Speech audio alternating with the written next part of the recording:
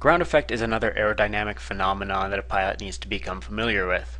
If a pilot doesn't understand ground effect, it's very difficult to land properly, and it can also be difficult to take off. For example, here we have an airplane that is on the approach to runway 9, and this pilot doesn't understand ground effect, has gotten close to the runway, and is continuing to float without touching down. If we take a look at where ground effect exists, we can see that the pilot has entered ground effect, which doesn't allow for a reduction in airspeed, which doesn't allow the descent.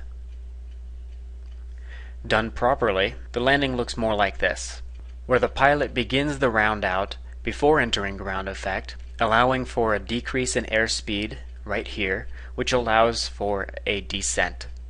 And he continues that all the way to the touchdown. Also, on takeoff, if an airplane is overloaded, it may very well take off the runway. However, it may not exit ground effect. So let's take a closer look at what ground effect is. Here we have a cross-section of a wing that's flying well above the ground. We have the top camber, the lower camber, the chord line, and the lift is acting perpendicular to the chord line.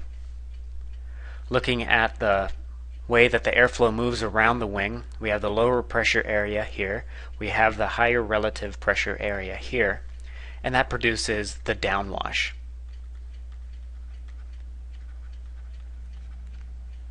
Altogether, analyzing the lift that we have, this is the lift acting against gravity, and this is the lift that is producing induced drag. Now let's look at this wing as it flies closer to the ground. You could see that the downwash that was once coming down in this direction is diverted up.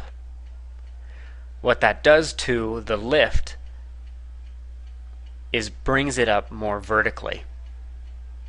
Because it's more vertical, our induced drag is reduced. Because the induced drag is reduced, our overall efficiency is increased, which sounds like a good thing, but when landing it can make it difficult, and on takeoff it can give the pilot a sense of security that isn't there when they exit the ground effect.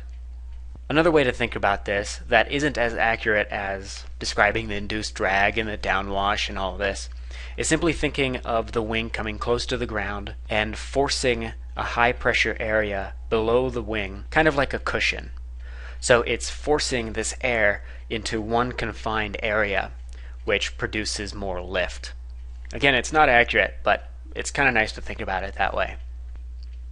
Generally, what a pilot needs to remember about ground effect is that it begins at the same height as the wing is long. As the airplane gets closer to the ground, the amount of ground effect exponentially increases. The length of the wing is here. So that same height, ground effect will begin. So whether the airplane is taking off or landing, it is in ground effect if it's underneath that altitude. And it also gets stronger as the airplane gets closer to the ground.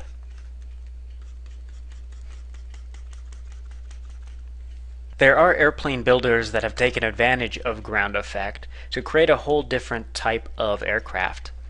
This is called an chronoplane. It's made by Russia, and it is not designed to leave ground effect.